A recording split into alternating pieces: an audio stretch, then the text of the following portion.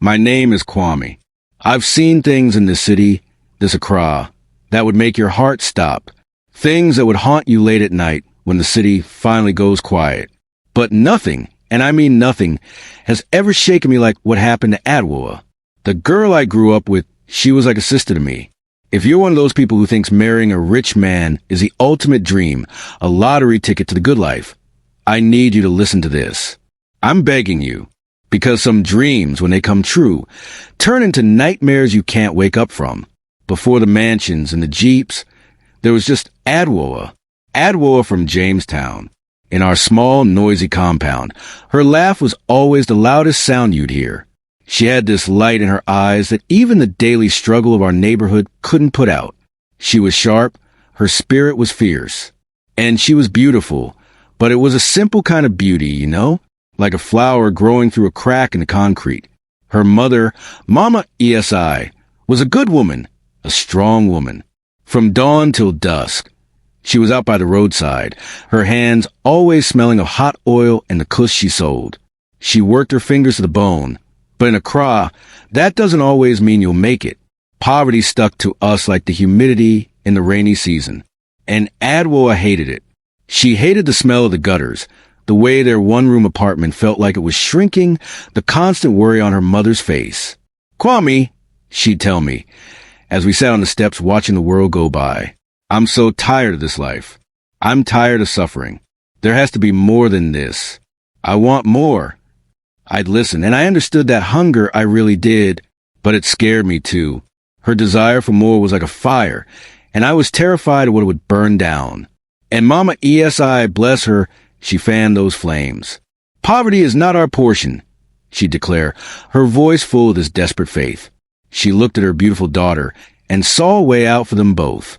She had no idea she was just setting Adwoa up for a different kind of struggle, one that was far more dangerous. Then one day, he rolled into our lives. I say he, but he felt more like the devil, arriving in a cloud of dust and arrogance. His name was Chief Osei. The man didn't just walk. He made an entrance. He'd pull up in a gleaming black Jeep that was way too big for our narrow streets, his white boo-boo so long it swept the ground. Gold chains, as thick as a baby's wrist, hung from his neck, and the rings on his fingers sparkled under the hot Accra sun. He was much older, his face a mask of smiles that never quite reached his cold, watchful eyes. Whispers followed him everywhere. Some people said he was generous, a man who could solve your problems with a snap of his fingers. Others said he was dangerous, that his past was full of secrets and his money came from questionable places. But everyone agreed on one thing. Chief Osei was a very, very rich man. He first saw Adwoa at a local wedding. She was just being herself, dancing with this infectious joy, her waist beads jingling, her laughter as bright as the cloth everyone wore. Chief Osei watched her, but not with admiration. It was a look of a collector who's just found a rare piece he knows he has to own. And just like that, it began. The gifts, a box of precious beads, expensive cloth from Holland, a designer purse. And when she opened it, it was filled with crisp Sadie notes that still smelled of the bank. Adwoa was completely dazzled. Mama ESI was overjoyed. "This is our answered prayer," she said, her eyes shining with tears. "This is our blessing." Adwoa started to change. The simple girl I knew began to fade away, replaced by a stranger in silk dresses and gold earrings, even when she was just sitting in the compound. She stopped talking to her old friends. She started looking at our world, her world, with disdain. She was drifting away from all of us, from me. I tried to warn her. "Adwoa, do you even know this man? Do you have any idea where his money comes from?" She just looked at me, her eyes hard. "Kwame, I'm tired of suffering. He can give me a better life. He can take care of my mother. Whatever you or anyone else here ever offer me but more struggle. Why shouldn't I take this chance?" Her words stung, but what could I say? I was just a boy from Jamestown. I had nothing to offer her but my fears. The wedding was the biggest party Jamestown had ever seen. The sound of tom from drummers seemed to make the very ground shake. Women in shimmering, identical cloth sprayed so much money on Adwoa that the floor around was a carpet of cash. The air was thick with the smell of jollof rice.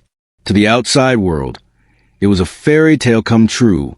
A poor girl from the neighborhood marrying a powerful, wealthy chief. But I was there. I stood at the back, and I saw what the cheering crowds didn't. I saw the flash of fear in Adwoa's eyes while she danced. I saw how her smile never quite reached them. She looked like a queen in her magnificent Kent cloth and a head wrapped tied like a crown. A beautiful, terrified, captive queen. After the wedding, he swept her away to his mansion in cantonments, a world away from everything she'd ever known. In those first few days, she would call me sometimes, her voice a hushed whisper. She told me the house was enormous, filled with expensive art, carved wooden masks and heavy bronze statues that felt like they were watching her. But it was always cold, she said. A strange, quiet cold that had nothing to do with the air conditioning. The house was a fortress. She missed the noise of Jamestown, the kids playing, the vendors shouting, the familiar smell of her mother's kuss. In her new home, the only sound was the echo of her own footsteps on the marble floors. Chief was often away on business, but his presence was always there. He'd locked several rooms in the mansion and told her never to enter them. Business documents, he said, but she felt a chill run down her spine every time she walked past those doors. Slowly, the dream started to crack and the nightmare began to show. Adwoa's calls became more frantic. Her voice, once so full of life, was now brittle with anxiety. "Kwame," she whispered one night, her voice shaking so badly I could barely make out the words. "There are noises in this house when he's not here. Footsteps down the locked hallway." She said she'd see shadows moving at the edge of her vision, shapes that would vanish the moment she turned to look. Then she found the charms, under her pillow, in her wardrobe, tucked into drawers. They were small, sinister things, cowrie shells tied with dirty red cloth, little bundles of strange herbs, carved figures that made her skin crawl. When she finally got the courage to ask him about them, he just laughed. He told her they were for protection, for good luck. But Adwoa knew, deep down, they weren't for her protection. They were for his. Her freedom was gone. She was a prisoner in the palace. The staff reported her every move. Her calls were monitored. When she tried to visit her mother, the guards at the gate would politely tell her that the chief had said she couldn't leave without his permission. She was completely isolated. I begged her to leave. "Just run, Adwoa, come back home." "I can't, Kwame," she cried. "He watches me. Even when he's not here, I feel his eyes on me. I'm not safe. I think I'm in terrible danger." Days stretched into weeks. Her calls stopped. Mama ESI, sick with worry, went to the mansion herself. The guards turned her away, saying, "Madam is not be disturbed." The fantasy was over. Adwoa was trapped in a living hell. One night, during a fierce Accra rainstorm that hammered against my roof, my phone lit up. A message from Adwoa. Just 4 words. "Help me." He knows. A cold dread just seized me. I didn't think. I just ran. I ran to the flooded streets, the rain soaking me to the bone, my heart pounding against my ribs. When I got to the mansion, the massive iron gates were slightly ajar, creaking in the wind. The house was dark, except for a few flickering lights inside. I found her in the main hall. She was a shadow of the girl I knew. Her face was gaunt. Her expensive dress was torn, and her eyes were wide with a terror so deep it stole my breath. She didn't cry. She just pointed a trembling finger towards one of the locked doors at the end of the corridor. "He knows I found out," she whispered, her voice hoarse. Together, we forced the door open. What was inside, it was an abomination. It wasn't an office. It was a shrine. The air was thick with the smell of decay and something else, something ancient and evil. The walls were lined with shelves holding horrifying things. Animal skulls, charms, and dozens of old, framed photographs of young, beautiful women. Every single one of them had the same haunted look I now saw in Adwoa's eyes. On a small table in the middle of the room was a thick, leather-bound diary. I opened it. It was filled with Chief Osei's handwriting, detailing his dark rituals, his pacts. He wrote of sacrifices made to get his wealth, to keep his power.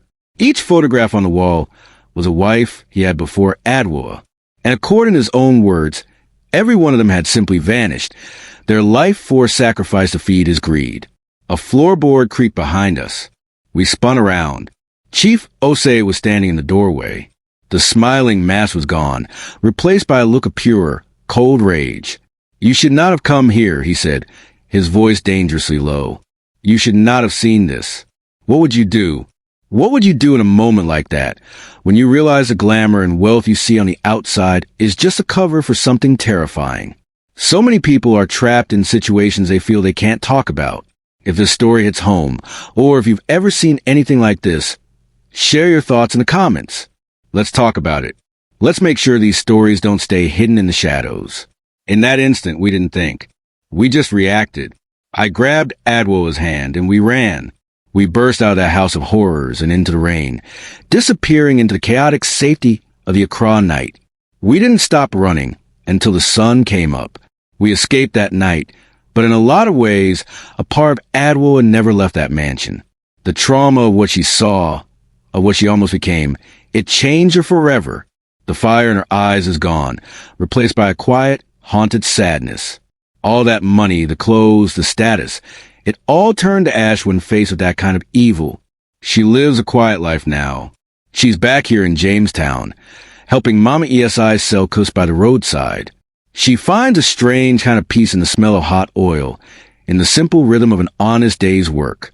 Sometimes, when the rain falls hard at night, I'll see her look up at the sky and she'll whisper, mostly to herself, "I survived." And me, I still walk these same streets. But now when I look at the big houses and the flashy cars, I see them differently. I see the shadows that can lurk behind all that wealth. And I tell this story to anyone who will listen as a warning. Not everything that glitters is gold. Some riches come at a price that's far too high, a price that costs you your peace, your freedom, and sometimes even your life. So be careful what you wish for. True wealth isn't in a mansion. It's in having a soul that's free.